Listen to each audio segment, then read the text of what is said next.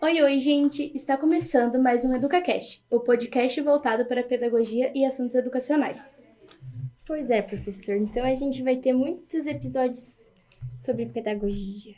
É verdade. Esse podcast é a ideia dos nossos acadêmicos, das nossas acadêmicas, através da disciplina de Tópicos 1, que é uma disciplina de tecnologia educacional. Nós estamos muito felizes, a repercussão é muito boa entre toda a comunidade acadêmica interna e externa, e nós iniciamos hoje essa grande trajetória com várias temáticas, com vários podcasts. Dentro desse podcast, EducaCast. Sejam todos e todas bem-vindas para essa grande produção educacional. Um grande abraço. Oi, oi, gente! Está começando mais um episódio do EducaCast, o podcast voltado para assuntos pedagógicos e educacionais. É importante debater sobre a pedagogia nos dias de hoje porque ela vem sofrendo constante evolução, como a tecnologia, como a diversidade cultural e outros fatores também que está vindo agora da nossa atualidade. E o debate pedagógico ele é importante para que a gente possa procurar abordagens mais eficazes para que a gente possa se desenvolver com os alunos e se desenvolver também com a sociedade. E com base nesses aspectos, a gente pensou em conversar com duas pessoas que estão em etapas diferentes da nossa jornada. Estão elas o nosso professor Christian, que é doutor em educação, mestre em educação, licenciado em História, Geografia e Pedagogia, professor universitário da Unifacvest, professor de Geografia e História no Colégio Militar Feliciano Nunes Pires e professor efetivo na rede estadual de Santa Catarina. Esqueci alguma coisa? É isso aí. Gostaria de se apresentar ou falar mais alguma coisa pra gente? Agradecer a oportunidade de a gente estar debatendo, a breve introdução que vocês fizeram, falar sobre a licenciatura em Pedagogia e sobre esse importante curso, só revela a qualidade da nossa instituição, né? Parabenizar vocês pela ideia, juntamente com o professor Renato. Eu acredito que esses debates precisam ser realizados para que as pessoas conheçam um pouco mais de tudo aquilo que a gente tem dentro da nossa instituição, sobretudo da qualidade da nossa formação inicial. Então, parabenizo vocês pela iniciativa e estamos à disposição para contribuir com aquilo que for necessário. Obrigada. E não menos importante, a nossa caloura, Vitória Veloso. O que te fez entrar na pedagogia? Por que você escolheu pedagogia? Essa, na verdade, é uma pergunta muito boa, porque até então eu não queria a pedagogia. Eu trabalho já tem quase 2 anos dentro de um CI. Eu cuido de turmas pequenas do berçário, então eu não tenho outra experiência, mas acredito que ao longo da minha carreira eu gostaria de ter essas experiências até para conhecer, para saber, porque é um mundo muito amplo. Você não precisa trabalhar necessariamente só dentro de uma CI, a pedagogia ela abrange várias áreas. Com certeza. E eu me apaixonei simplesmente porque eu acredito que a primeira coisa para você cursar pedagogia, acredito que qualquer área, é você gostar daquilo que você faz. Porque eu acredito assim, um profissional ele nunca vai ser bom se ele não tá fazendo aquilo que ele quer.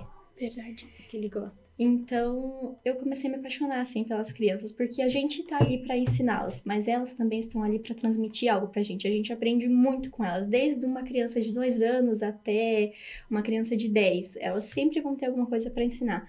E quando eu decidi fazer a pedagogia, foi porque eu simplesmente vi que aquilo que eu estava ensinando estava sendo transmitido de uma boa maneira para elas. Eu vi que elas estavam aprendendo aquilo que eu estava proporcionando. E isso me causou uma sensação tão boa, sabe? Você conseguir ensinar uma criança, você conseguir ver que ela aprendeu com você. E eu acho que isso é o sentimento mais realizador que existe em qualquer área, mas ainda mais a gente, né? Que seremos futuros professores ou já estamos na área. Você vê que o seu aluno aprendeu. E se em toda a minha vida acadêmica eu conseguir fazer um único aluno entender aquilo que eu quis transmitir para ele, eu já vou ter realizado, assim, a minha vida inteira. Eu já vou ter, como é que eu posso dizer, batido essa meta. Porque acredito que nós, professores, a gente não é uma profissão muito reconhecida do que nós deveríamos ser. O nosso curso, a pedagogia, não é um curso tão reconhecido. Somos nós que estamos dentro de sala de aula. Muitas vezes nós formamos todas as outras profissões. Nós precisamos estar ali, desde um CI até num curso superior, somos nós que estamos ali. Então, eu acredito que a pedagogia ela tem que ser mais reconhecida. Esse debate que vocês estão fazendo é incrível. meu Deus, é um projeto incrível para as pessoas conhecerem mais sobre nós, conhecerem mais sobre o nosso curso e também saberem mais sobre educação. O nosso trabalho que nós fazemos não é só, eu falo dentro da minha área, não é só cuidar da criança, você já começa ali a alfabetizar ela de um modo que eles entendam, desde, por exemplo, lá com as minhas crianças pequenininhas, se eu der blocos para elas brincarem, aquela criança conseguir empilhar aqueles blocos, foi uma coisa nova que elas aprenderam, é uma coisa nova que elas desenvolveram. Então, isso até um curso superior, eu também queria agradecer o convite.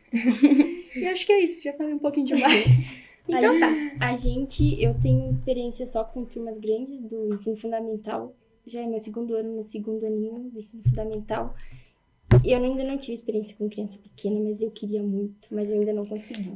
É muito bom. Incrível. E ela só teve... Eu tive, na verdade, só com educação infantil. Tive 2 anos, né, que eu tive ali na educação infantil e eu amei. Pra mim, eu acho que é a área que eu vou querer a partir de agora, sabe? Eu ainda não tive nenhuma outra experiência, mas eu sou apaixonada pelo berçário. Foi no berçário que eu fiquei. Sou muito apaixonada, assim, por ver eles aprendendo, ainda mais aquela fase que eles estão começando a desenvolver. Então, tipo, toda coisa nova que eles aprendem, eles acham incrível. Pra gente, às vezes, não é muito. Mas você vê um bebê aprendendo uma coisa nova, é um sentimento tão bom. Meu Deus do céu. Principalmente os primeiros passos, né? Sim, já vi vi marca. muito. Nossa, é muito bom. Então, pra gente dar início a essa prosa gostosa, vamos começar apresentando quem tá mediando. Eu sou a Marlise, tenho 20 anos, eu tô na 5ª fase de pedagogia e eu iniciei com 18 anos. Desde pequena, eu sempre quis fazer pedagogia. O professor já foi meu professor, ele já sabe dessa fala. Mas eu sempre quis fazer pedagogia, sempre me encontrei sendo professora. Eu me peguei assim, gostando da pedagogia, quando eu ensinava minhas bonecas no quarto, né? Meu Deus, pra mim eu era ali o mestre e o meu público ali.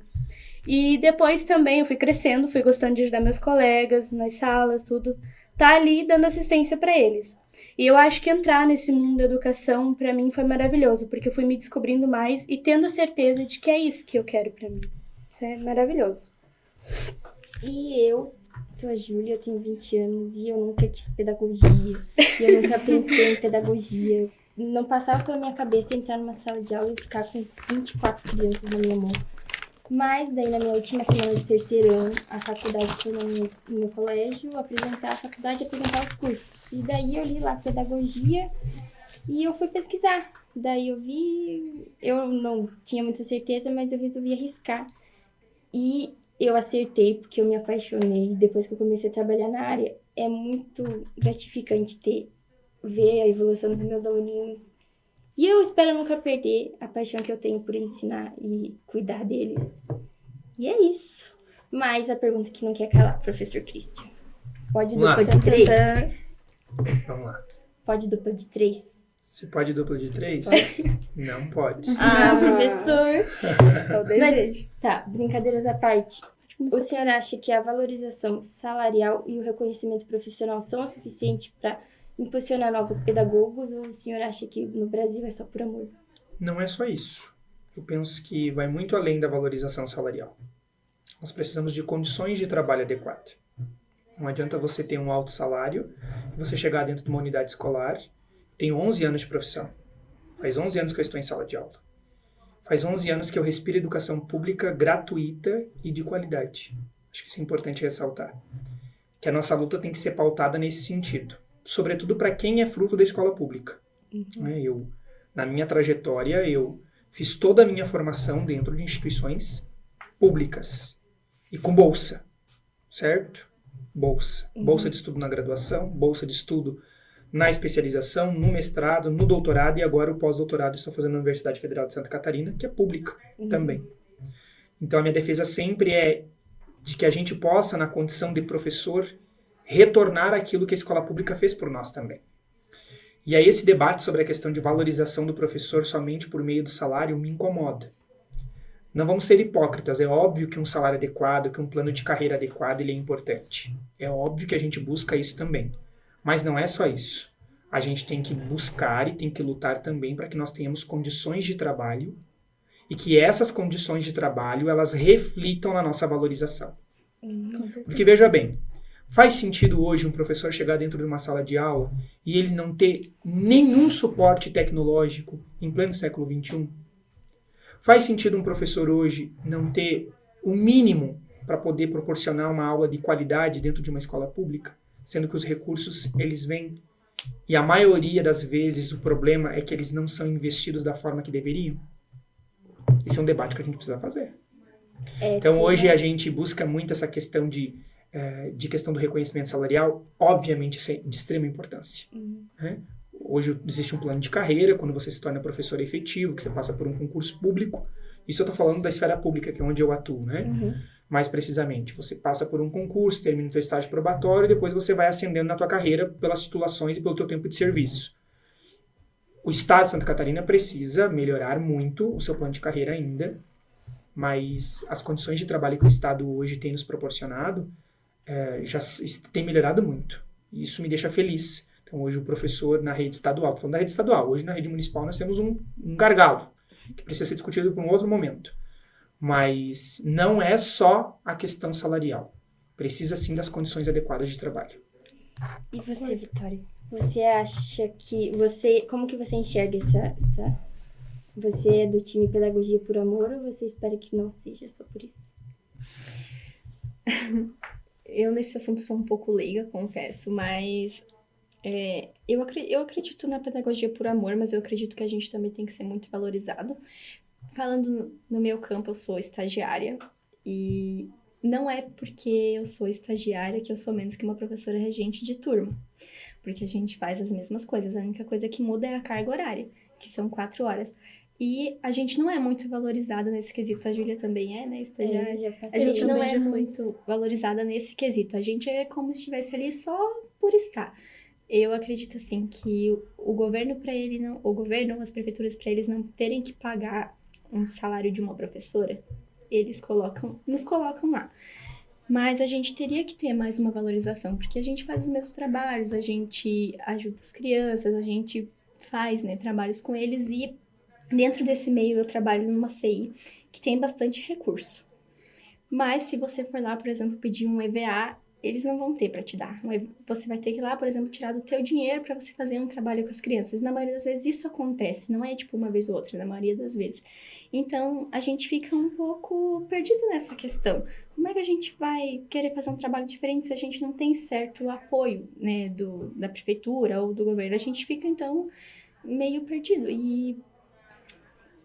Meu Deus, e agora eu fiquei perdida. É complicado. Eu quero colaborar com ela, que isso é muito importante, o debate que ela traz sobre o papel da professora que é auxiliar de sala. Eu não sei qual é o município que você mora. Eu moro em Correia-Pinto. Lages vive uma realidade muito parecida. Em vista de Lages, a gente ainda Porque está o salário hoje do professor auxiliar é R$400, para quem tem nível médio, se eu não estou enganado, salvo engano. E quem está cursando a graduação é R$500, se eu não estou enganado, é isso. Não passa disso, isso eu tenho certeza. E quando ela coloca do papel do professor auxiliar, precisa de muito mais valorização. E daí agora eu estou falando da valorização salarial. Porque no caso deles, tem que ser a valorização salarial também, né? Porque é uma vergonha, né? O professor hoje auxiliar de sala ganhar esse tipo de salário. E a gente saber que tem recurso para pagar mais, mas como, é porque eles realmente não querem. E o papel que vocês desempenham, que muitas vezes é igual ou até superior, às vezes, dependendo da situação dentro de sala de aula. O trabalho pedagógico desenvolvido muitas vezes acaba sendo até superior, dependendo da situação, obviamente, para não generalizar. Muitas vezes eu, enquanto estava estagiando, eu tive que ser professora. Eu não era mais, por exemplo, a professora... uma turma. A professora ficou doente, teve que se afastar por uns dias. Era eu que E tinha. também a gente não recebeu o apoio da direção, acredito. A gente fica meio largado, isso não é um papel nosso. Né? Assumir uma turma não é uma coisa que depende da gente. A gente precisa de um grupo de apoio. E muitas vezes isso não acontece. Eles pensam, tem um estagiário, então vamos deixar para ele. Só que não é uma responsabilidade. Eu fico pensando muitas vezes assim, se acontece alguma coisa com uma criança dentro da sala. Você não é responsável, né? Como é que você vai explicar para um pai, nossa, aconteceu isso, mas cadê a professora? Não, eu estava sozinha na sala. E muitas vezes a gente tem que explicar para os pais. A gente ganha, às vezes, uma responsabilidade que não era nossa, umas preocupações que não deveriam ser nossas. No meu primeiro ano de estágio eu passei muito por isso, eu assumi uma turma sozinha por alguns meses. E eu não tinha muito apoio. E foi muito complicado. Eu tive aquele contato direto, né, com as famílias, com os grupos, eu que fazia tudo praticamente para as crianças. E eu peguei, assim, um trauma, até por isso eu não queria fazer a pedagogia. Mas depois, como toda profissão, a gente vê tudo tem seu lado bom, tudo tem seu lado ruim. Vão existir desafios durante a sua vida inteira.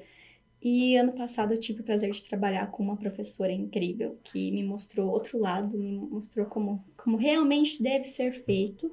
E tive um apoio muito bom. E eu vi, não, isso aqui é um desafio. Se a gente bater de frente com toda a muralha e não quebrar ela, a gente vai ficando para trás, não adianta.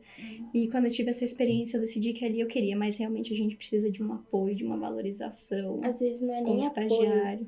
Às vezes a gente só precisa de uma orientação. Isso. A diretora chega e fala, ó, professora não veio, você pode fazer isso, isso e isso. Porque a gente tá estudando, a gente tem noção do que a gente pode ou não fazer, mas às vezes a gente precisa, né? E a gente não tem. Isso é um debate muito importante a ser É feito. tema para um outro podcast. Um tema, isso dá pano para manga, de trazer as realidades, de trazer as experiências, as vivências do ambiente da sala de aula. E isso dá artigo, como diz o professor Renato. Qual é o papel hoje, qual é a função hoje do professor, do estagiário, do auxiliar de sala, que está lá e muitas vezes tem que assumir uma turma com toda essa responsabilidade que a nossa colega colocou aqui. Isso é muito sério. Isso é algo que tem que ser debatido, tem que ser vivenciado e que na maioria das vezes não ganha ênfase, porque as pessoas não gostam de entrar dentro desse assunto, porque sabem que é um grande calo e que precisa ser tratado. Precisa ser tratado.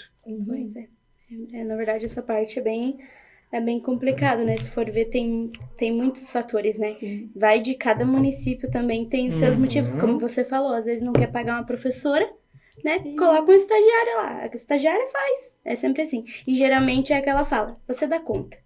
Você consegue, você dá O problema conta. é quando a gente dá conta, porque daí eles aí percebem que a você gente dá conta, daí assim... Aí, às vezes, você não quer dar conta, porque às vezes você tem medo que te aconteça algo. Muitas vezes já aconteceu isso comigo, sabe? De eu tá ali e eu tá com medo. Meu Deus, e se acontece isso com a criança? Como que eu vou explicar pro pai? Como que eu vou explicar pra mãe? É meio... Na verdade, é brabo essa parte, né? E professor, falando em pais, nessa parte de responsabilidade, como que é lidar com os pais e as crianças ali, relação entre pai e familiares? Como ter esse jogo de cintura, né? Porque a gente tem várias situações dentro de sala, acho que o senhor também já teve várias situações. Então, qual foi o maior jogo de cintura que o senhor precisou ter? Eu penso que a relação com os pais ela tem que ser o máximo possível uma relação de confiança. Acredito que essa é a palavra. Eu trabalho com vários públicos. Então, nesses 11 anos de caminhada, eu já trabalhei do primeiro ano, ou seja, dos 6 anos de idade, até o ensino superior. Então, já trabalhei com todos os públicos. Hoje eu trabalho com estudantes do 6º ao 3º do ensino médio, né? Na escola pública, trabalho do 6º ao 1º ano do médio, lá na escola Ilza Amaral de Oliveira, onde eu sou efetivo, que é uma escola que fica no bairro Santa Helena, uma escola periférica, ao qual eu tenho muito orgulho de trabalhar, de pertencer. E trabalho com o ensino médio do Colégio da Polícia Militar. São realidades totalmente diferentes. Totalmente diferentes. Pela questão de metodologia, pela questão de abordagem de trabalho, pela questão de público. Então, uma escola é um organismo muito vivo e o projeto político-pedagógico, o PPP, ele é muito dinâmico. E eu costumo dizer que o PPP ele é o coração da escola, porque cada um tem o seu. Né? E ali retrata a realidade daquele ambiente. E aí, quando você fala sobre a relação do professor com os pais, essa é uma relação que precisa ser construída. Por que eu brigo muito e digo muito sobre a questão de que nós precisamos de mais professores efetivos nas funções públicas?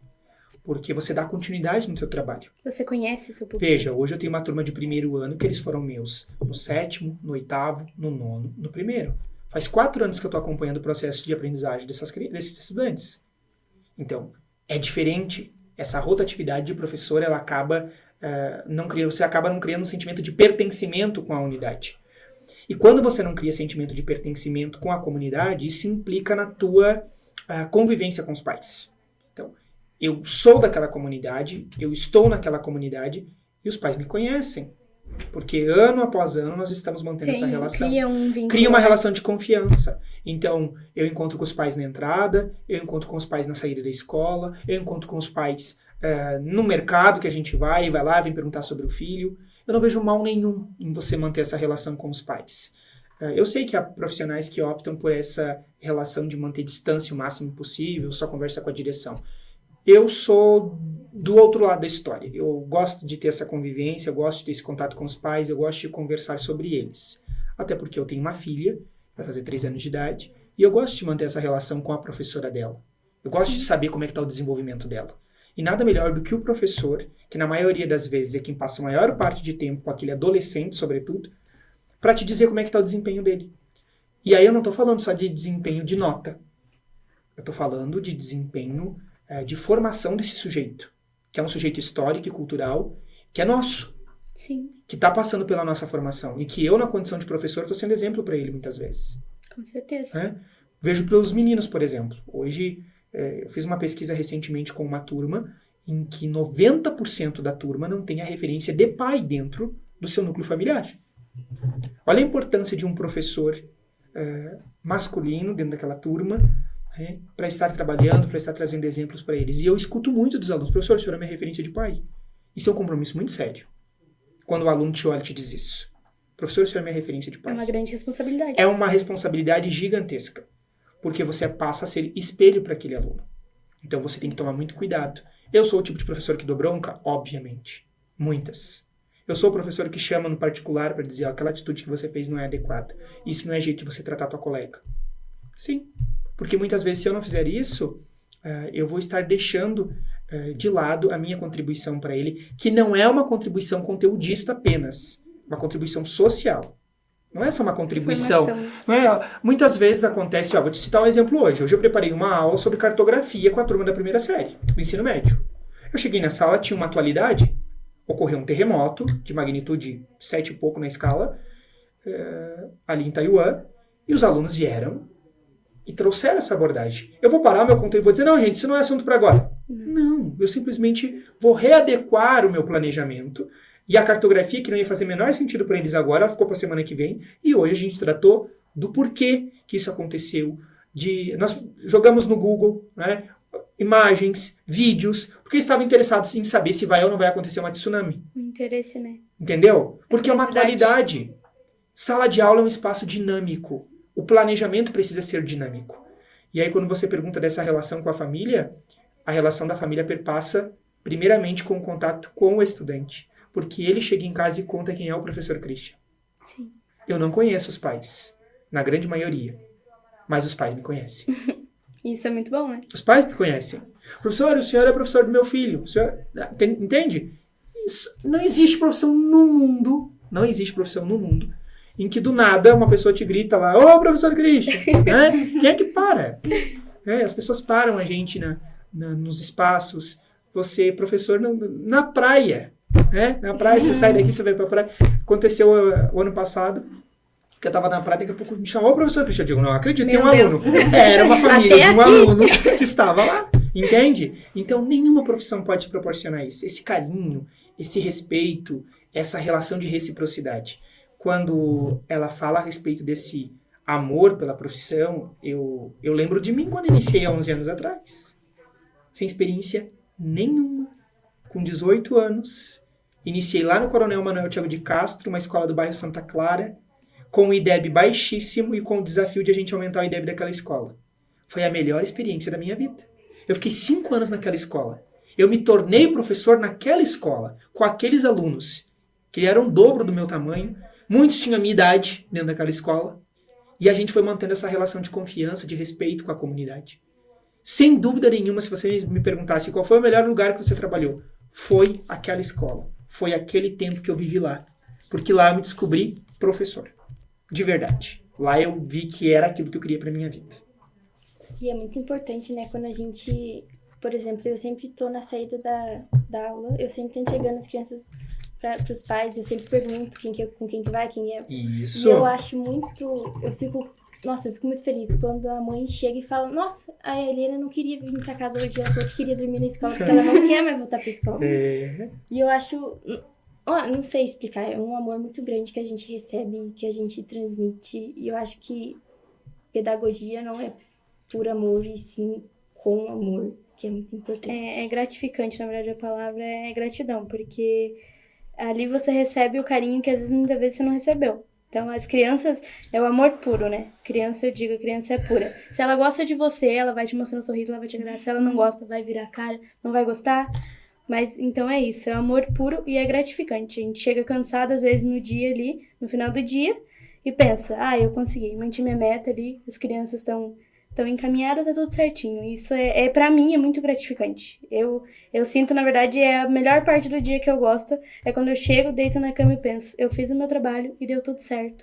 E foi maravilhoso. Sim. Ou às vezes você chega no trabalho que teve um dia mal e você recebe, tipo, um abraço, um sorriso, e aquilo Uma muda florzinha. completamente o seu dia. Que acontece, às vezes nem sempre a gente tá bem, mas aí você chega lá e você se depara, tipo, com outra realidade. Porque as crianças, como você falou, elas são puras, elas são ingênuas, elas não têm problemas, elas estão ali pra mostrar o melhor delas. Então isso acaba transformando o nosso dia de uma maneira que a gente vai dormir até melhor. Não tem como, né? Então, envolvendo pai e família, eu tenho um relato meu de quando eu iniciei. Na primeira semana que eu iniciei como estagiária, eu tinha 17 anos, eu ainda estava no ensino médio. E tinha uma outra colega minha também na sala. A gente ficava nós duas e mais a professora junto. Ela depois iria sair porque ela estava me ensinando como a rotina ali das crianças, né? E me ocorreu um fato que até hoje eu lembro, na verdade até hoje, meu Deus, me dá arrepio de lembrar, que ocorreu com um pai. Ele foi buscar a criança e acabou se exaltando demais com a gente e denegrindo nosso trabalho. Ele falou com todas as palavras que estagiária só servia para mexer no celular. E por que a gente não tinha trocado a filha dele e que ela tava assada, essas coisas assim. Só que ele falou de uma forma bem agressiva com a gente. E eu nunca tinha escutado aquilo. Pra mim, meu Deus, e eu sou bem nervosa, assim. Então, pra mim, assim, aquilo me chocou muito, sabe? Porque eu tava indo ali fazer o meu melhor e dar amor para aquelas crianças, né? Porque a primeira coisa que a gente faz é o amor. A teoria e a prática vem depois. Primeiro o amor. Então, pra mim, me chocou muito aquilo. Mas depois, com o tempo, eu fui aprendendo também. Já teve outras ocorrências também que aconteceu. Mas é normal, né? A gente ouvir esses boatos, principalmente de alguns pais, né? Como disse o professor, a confiança é a base de tudo. Eu não queria que eles confiassem por enquanto. Claro que eles não iam confiar em mim no primeiro dia, né? Mas que nem eu pensei na minha colega, que já estava ali há mais tempo que eu. Né? Ela podia ter tido uma conexão com os pais, uma coisa assim, mas aquele pai preferiu falar que estagiário se mexia em celular. Então, são coisas que acontecem na nossa vida, né? Sim. E marca bastante, principalmente quando a gente tá ali no início e não sabe praticamente de nada. E pra você, que você falou que assumiu uma turma por um tempinho, assim, de estagiária, já assumiu. Como é que foi esse contato com os pais? Foi fácil ou foi... O primeiro contato que eu tive com os pais, ele não foi muito acessível. Eu acredito hoje que a escola e a família têm que andar ligadas. Tem que andar ali juntos, porque os pais precisam da escola e a escola precisa dos pais. Eu acredito que os pais confiam os bens mais preciosos deles pra gente. Seja, tipo, não sei, ou até dentro de uma escola, porque você tá ali pra alfabetizar uma criança. Então, o primeiro contato, ele foi um pouco frustrante. Opa, não sei se estou falando errado, isso que você é professora, ó. Porque eu não recebi muito apoio. Eu recebi apoio da coordenação, não posso dizer que não, mas mesmo assim eu assumia uma turma sozinha, mas em questão dos pais não, porque chegou um ponto que eles não sabiam mais diferenciar o professor e a estagiária. Eles não sabiam mais me diferenciar da professora. Eles me viam como a professora regente mesmo. Então, caiu uma responsabilidade enorme nos meus ombros, assim, que eu não estava preparada. Como primeira experiência, eu fiquei, tipo, chocada. Eu tava vendo todo mundo novo. Nunca tinha nem trocado uma criança na minha vida. Eu aprendi tudo isso dentro de uma CI. Tinha contato com crianças, mas eu não era aquela pessoa, nossa, chegada em crianças, então, tipo, foi todo mundo novo. E me deparar com essa situação de não receber o apoio deles foi muito complicado, porque às vezes eu chegava em casa e pensava, nossa, eu tô sozinha. Ou até mesmo dentro da sala de aula, eu pensei 1 milhão de vezes, assim, eu vou lá e vou pedir pra sair, eu não quero mais isso. Mas eu aguentei, eu fui aguentando, eu fui mostrando pra eles que eu era capaz. que eu daria conta, porque eu sou uma pessoa assim, eu coloco na minha cabeça, se eu vou fazer aquilo, eu vou fazer aquilo da melhor maneira possível, eu vou dar o meu melhor. O meu melhor, às vezes, nem sempre vai ser o melhor para todo mundo, mas eu vou saber que eu dei o meu melhor. E no final do ano, pra os pais, assim, pra mim, não me importava tanto se eles estavam gostando do meu trabalho, importava se as crianças estavam desenvolvendo e aprendendo. E quando eu via que elas estavam, como eu falei, a gente se sente realizado de ver que o nosso trabalho está sendo bem feito. Porque como eu não tinha muito apoio dos pais, eu já estava sozinha. Então eu não tinha muito a perder. E quando eu vi que elas me transmitiam amor, que elas gostavam de mim, que elas estavam aprendendo aquilo que eu estava colocando, para mim o meu trabalho ali já estava bem sucedido. No final do ano, muitos vieram me pedir desculpa, falaram que não tinham colocado muita esperança em mim, que não tinham muita confiança, até porque a turma ficou com uma estagiária e os pais precisam, como o professor falou, de uma confiança.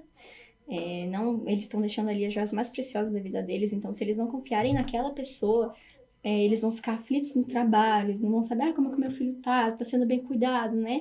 Acontece às vezes da gente escutar algumas grosserias, da gente duvidar do nosso trabalho, da gente achar, nossa, será que eu tô fazendo o meu melhor mesmo?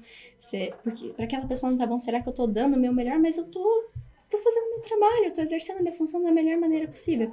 E ano passado eu recebi um apoio muito gratificante dos pais. A minha turma era uma turma bem parceira, os pais eram bem parceiros, eles, viam as coisas que a gente fazia, postavam. Nossa, o meu filho tá aprendendo muito com vocês. Nossa, ele chega falando do dia dele, ele chega falando que fez atividade. Isso foi uma coisa, assim, gratificante. No final do ano, você vê o carinho e o amor que aqueles pais, confiaram. Até esse ano, eu e a professora, a gente brincava que a gente queria ir lá e pegar a turma de novo, porque a gente não queria entregar pra professora, porque era uma turma bem parceira, os pais estavam presentes em tudo. Eles vinham e relatavam também acontecidos. Eles, criaram confiança e nos ajudaram muito também, porque com isso a gente conseguiu fazer vários projetos, várias coisas legais com o apoio dos pais, que isso é muito importante. Acredito ainda mais quando, que nem o professor que cuida de ensino médio, se você precisa fazer um projeto grande, é muito bom ter o apoio dos pais. Então, se a gente ali com um projeto pequeno a gente já tinha, então eu acredito que isso é muito importante. A família e a escola têm que andar junto lado a lado.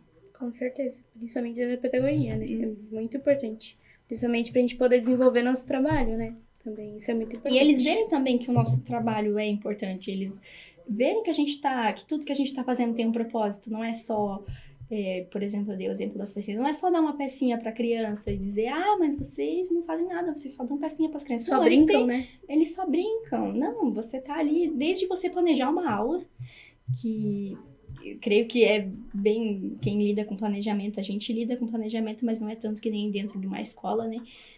Até você dar ali umas pecinhas para as crianças brincarem, porque tem alguma coisa por trás, não é só brincar, não é só... E as crianças também aprendem muito brincando, né? Principalmente os pequenos, essa é a forma deles aprenderem, deles terem o primeiro contato com coisas novas, é brincando. Então, tudo que você vai fazer dentro de sala de aula é planejado, não é só uma coisa, você tem que colocar no diário, você tem que provar o porquê que você está fazendo aquilo, então eu acredito que é muito importante. Sim, com certeza.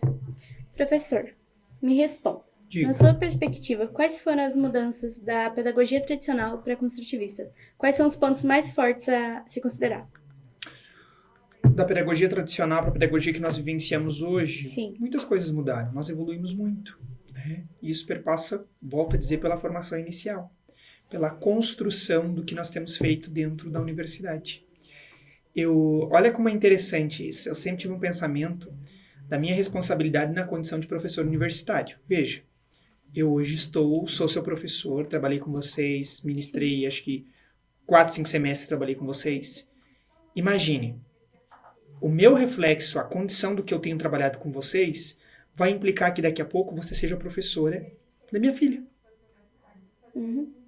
E relato a vocês, hoje, uma acadêmica do ano passado, que se formou nessa instituição, a formatura terminou ano passado, a formatura é agora em abril, inclusive eu sou patrono dessa turma, com muita alegria, muita honra, ela é a professora da minha filha hoje na educação infantil.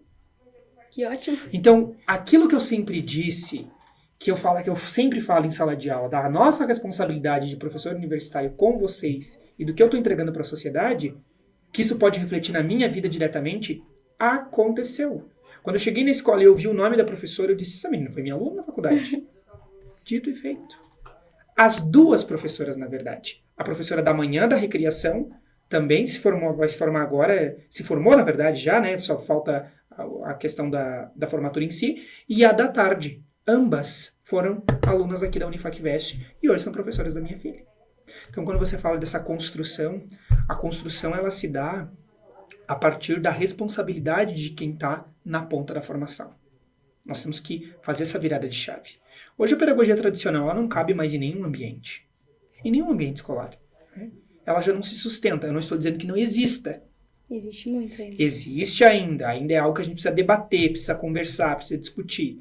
Ela ainda está presente nas escolas. Mas ela já não se sustenta mais como uma teoria que de fato proporciona a aprendizagem que deveria. Porque o nosso estudante de hoje é um estudante muito conectado. Quando eu falo conectado, não é só conectado à tecnologia. Eu falo um estudante conectado a uma informação que é muito fácil para ele. Né? Hoje, por exemplo, como eu relatei para vocês, eu tive que fazer toda uma mudança de planejamento em função do quê? Em função de um vídeo que os estudantes viram no TikTok. O TikTok hoje ele é uma ferramenta que para a grande maioria dos profissionais é visto como um vilão. Eu já não encaro mais como um vilão. Porque assim como tem coisas boas, tem coisas ruins. Como qualquer rede social. Mesma coisa o ChatGPT. Tem coisas boas e tem coisas ruins. Você tem que saber mediar. Tem que saber organizar. Não há mais como você lutar contra a tecnologia. A tecnologia tem que ser uma aliada dentro do processo de aprendizagem. E tudo isso contribui para a pedagogia construtivista a qual você vem narrando. Hoje nós trabalhamos a partir de uma abordagem mais mão na massa. O Paulo Freire nos ensina que a teoria e a prática elas devem caminhar juntas. A praxis. Que é a praxis. E a gente não pode separar isso. Eu trabalho muito a partir de uma perspectiva histórico-cultural. E o que é a perspectiva histórico-cultural? Uma perspectiva vigotskiana. O Vygotsky vai nos ensinar que o meio, que essa criança que chega para nós, que esse estudante que chega para nós, ele vai crescer a partir de todas as experiências as quais a gente vai estar proporcionando. Ele não nasce pronto e acabado. Ele se constrói. E se constrói na caminhada. E essa caminhada, quem auxilia é o professor, que faz o processo de mediação. Essa é a nossa função na escola, mediar. Isso aí. Sempre quando eu penso, assim, em papel de professor, eu penso que eu quero ser aquele professor que eu não tive, muitas vezes, né? Porque a gente já teve aquele professor que a gente amava a aula e teve aquele professor que você já se fecha, né? Então, seja o professor pro filho dos outros aquele que você queria que fosse pra você. Exatamente. Então, A gente já vai se encaminhando pro final, porque já está dando a hora. Mas eu queria perguntar pra Vitória qual foi a sua primeira impressão, assim, da vida acadêmica, do ambiente, dos professores, dos colegas. Levei um susto. Meu Deus, porque é um ambiente totalmente novo, né? Outra cidade, outro lugar, outras pessoas, muita gente diferente. Eu fiquei um pouco assustada até quando eu entrei na sala de aula e eu pensei, será que eu realmente deveria estar aqui? Foi meu primeiro pensamento, será que eu realmente deveria estar aqui? Por que eu não vou lá e troco pra EAD e, né? Eu pensei que eu vou aprender as mesmas coisas, foi a primeira coisa que passou pela minha cabeça. Mas depois eu fui me familiarizando, fui conhecendo pessoas novas, fui conhecendo os professores, fui conhecendo os conteúdos e não, é como se eu já estivesse aqui antes, sabe? É muito diferente dentro de uma escola, uma universidade muito diferente da escola, uma realidade completamente diferente, mas eu tive uma impressão, né, que eu levei um susto, mas depois eu fui conhecendo e é realmente um lugar muito bom, enorme. Até agora eu não consegui achar o segundo andar, que falam que tem um elevador, não consegui achar. Lá no bloco C. É na nossa sala, não sei nem onde é o bloco C, tô descobrindo, e os professores, eu acredito que eles dão um apoio muito bom. Eu tô com uma grade de professores muito boa. Eles querem que você aprenda, eles explicam muito bem o conteúdos que eu adoro, né? Eles estão voltados para a história, eu sou apaixonada por história, acredito que vou fazer uma licenciatura em história futuramente. E eu acredito que quando você gosta do conteúdo, você se interessa mais pela matéria. sim. Então eu tô adorando, eu ainda não sei o nome de todos os meus professores, inclusive hoje eu tinha um trabalho sobre a prática e a teoria que vocês acabaram de falar. Eu tinha um trabalho para apresentar sobre isso. E é isso, né? Vamos ver conforme os anos foram passando, acho que vou me familiarizar mais, né? Mas Então tá, agradecer pela presença de vocês, por terem aceitado esse convite, porque às vezes, que nem a gente que tá iniciando, não é uma coisa muito fácil, o professor já deve ter feito outros, né? Mas mesmo assim, às vezes ainda treme. Mas então, muito obrigada, gente, por participarem, eu agradeço de verdade mesmo. E é isso, então. A gente tem um mimo para vocês. Vocês estão muito chique. né, olha. Muito bonitinho. Olha. É um Obrigada. chaveirinho. Obrigado. Esse aqui eu vou guardar, ó. Quem sabe daqui 4 anos não sou eu. Daqui 3 anos não sou eu aqui, Daqui ó, um ano. sentada entre Exatamente. Vai saber se você não é vocês. convidada de novo depois. É. Bom, vai Eu pegar, daqui a aceitaria- pouco ela tá do outro lado, fazendo o processo de isso aí. Eu mediação. aceito super de novo o convite. Tava muito nervosa, mas acho que a gente conseguiu desenvolver bastante, tratar assuntos muito importantes. E Foi temas muito que legal a mesmo. gente vai poder colocar em novos episódios, né? Porque por enquanto a gente só tem 8. Mas é só por enquanto.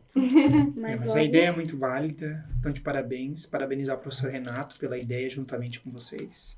Tenho certeza que vai permanecer, é algo que veio para ficar dentro da instituição. Parabéns. Obrigada. E é isso, gente. Valeu. Obrigada, meninas.